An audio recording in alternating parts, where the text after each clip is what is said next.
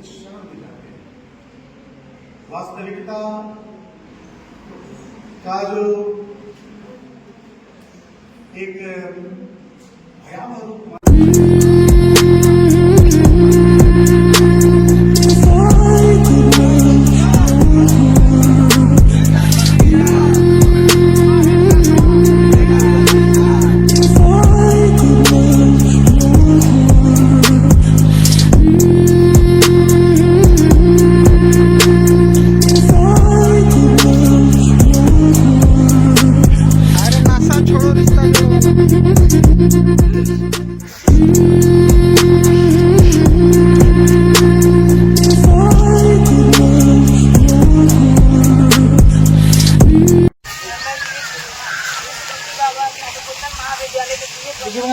जी sir. आज मैं आप लोगों को बताती हूँ जो नशा होता है, जो मादक पदार्थ होते हैं, जिनमें नशीली दवाइयाँ या फिर नशीले पदार्थ आते हैं, जिनके सेवन से बीमारी पर कैसे प्रभाव पड़ता है।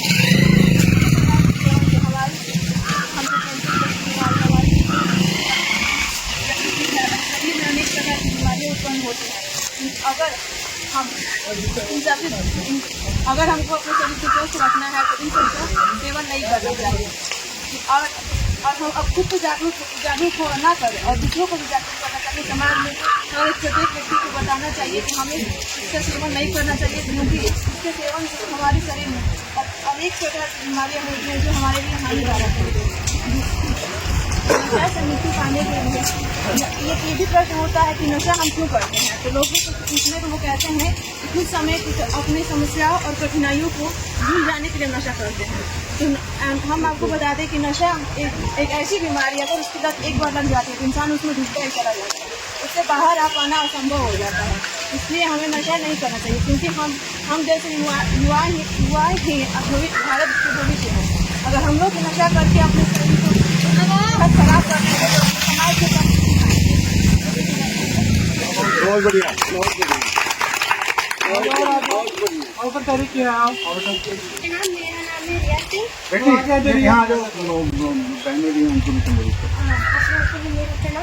मेरा नाम है रिया सिंह, मैं बीए प्रथम वर्ष की छात्रा हूँ। आप सभी को आज मैं मादक पदार्थ यानी नशा के बारे में बताना चाहती हूँ। तो मादक पदार्थ का मतलब है जैसे कि नशीले पदार्थ जैसे कि शराब, गांजा, खैनी, कंपोस्ट आदि। और नशा का सेवन करने से हमें बहुत सारी कठिनाइयों का सामना करना पड़ता है, जैसे कि मानसिक एवं कानूनी कठिनाइयों का सामना करना पड़ता है। शारीरिक कठिनाई में अगर जैसे आप आज शाम को नशा करते हैं तो आपको कल सुबह में सिर में दर्द या फिर अन्य बीमारियां भी आपको झेलना पड़ता है, बुखार यानी कुछ भी मतलब अन्य और करना पड़ता है। तो इसलिए आप अपने इससे दूर रहें, नशे से दूर रहें।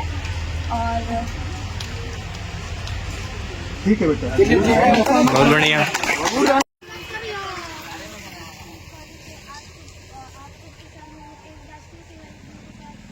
मादक पदार्थ के विरुद्ध होने वाली जागरूकता के लिए आप सबको बताने आए हैं। मादक पदार्थ में बहुत सारे प्रकार आते हैं, जैसे शराब, वगैरह सब आता है, लेकिन सबको सेवन नहीं करना चाहिए। तो हमारे समाज में आज तक का जो शिक्षा व्यवस्था है, ऐसा कोई व्यक्ति नहीं होगा जो बेसिक उसकी जानकारियों को नहीं जानता है। तो सबको बेसिक पता है, सबको पता है कि इससे क्या क्या हानिकारक प्रभाव हो सकते हैं। हमारे ऑर्गन्स काम नहीं करते हैं, हमारे शरीर के अंग इतने खराब हो जाते हैं। और कितने व्यक्ति सोचते हैं कि हम नशा करते हैं तो ये हमारी प्रॉब्लम है, लेकिन उसके साथ साथ उसके पूरे परिवार, उसके समाज पर भी बहुत बुरा प्रभाव पड़ता है। कोई व्यक्ति नशा करता है और अपने साथ अपना तो हानिकारक पहुँचाते हैं, साथ ही अपने समाज तथा अपने आसपास के लोगों को भी बहुत ज़्यादा हानि पहुँचाता है।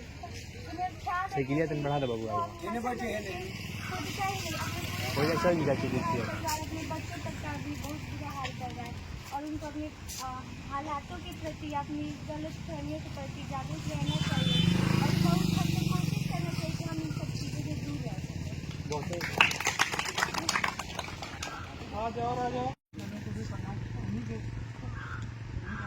आप लोगों को बताने का मौका मिल रहा है। अपना नाम बताता हूँ। मैं बताना चाहता हूँ नशा मुक्त भारत के बारे में। नशा मुक्त भारत से ये उद्देश्य है कि हम नशा तो कर लेते हैं, लेकिन वो खाली आनंद के लिए करते हैं। उसे अभी मिलता है, लेकिन उसको नुकसान करेगा। थोड़ी देर के लिए नशा करते हैं और उसमें आनंदित होते हैं। ऐसा नहीं है कि उस नशा से जीवन हमारा चल जाता है, थोड़ी देर के लिए आनंदित होते हैं, फिर उसके बाद परिणाम तो उससे बहुत बुरा होता है। अगर हम अपने परिवार में बहुत बड़े हैं, अभिभावक के रूप में हैं, तो हम आने वाले अपने बच्चे उनको हम देख कह रहे हैं, दिखा कह रहे हैं, जो दिखाएंगे वही सीखेंगे।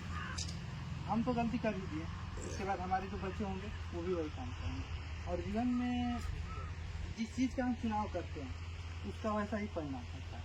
हम नशा को चुनते हैं तो नशा का परिणाम तो सभी लोग जानते हैं, लेकिन हालत ये है कि हम उसको चुनते क्यों। बात यही है कि हम चुनते क्यों। तो हमारी एक सहपाठी बताई कि अपने परिस्थितियों से बचने के लिए चुनते हैं। कोई वास्तविकता है उसे भागने के लिए नशा में मगन होकर हम उस वास्तविकता से बचना चाहिए।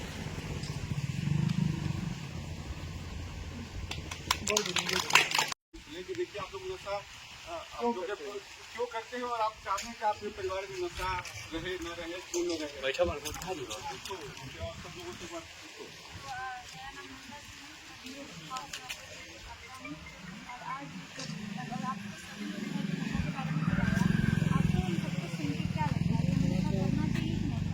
अच्छा रहा है, नहीं करना हानि तो है। जो नशा करता है उसके परिवार में पहले तो बाहर के समाज में पिता को रहना पड़ता है, उसको माता जो है उनको जो पहुँचता है, पत्नी का इच्छा पूर्ति नहीं होता, बच्चे का भविष्य खराब होता है। यही मेन चार चीज समाज में नशा से तो सबको परेशानी है। आप भी खाते हैं? देखिए आपकी कमाई का एक बहुत बड़ा हिस्सा उसमें चला जाता होगा, वो अगर नहीं जाता तो आप परिवार की कल्याण के लगाते। ये सही बात है ना? नहीं करना चाहिए। एक बार करेंगे फिर? नहीं करेंगे। एक बार महिलाओं से भी जान लो उनका पक्ष है, महिलाओं से क्या सोचेंगे इस बारे में? तो बताइए कि नशा करना चाहिए।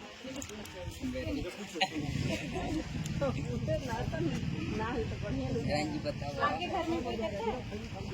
करने वाला तब मना करने से कोई बच्चे मानते तो सही बात है। कहाँ कहाँ बाप माँ तारी कोई करेगा देखेगा। हाँ कहाँ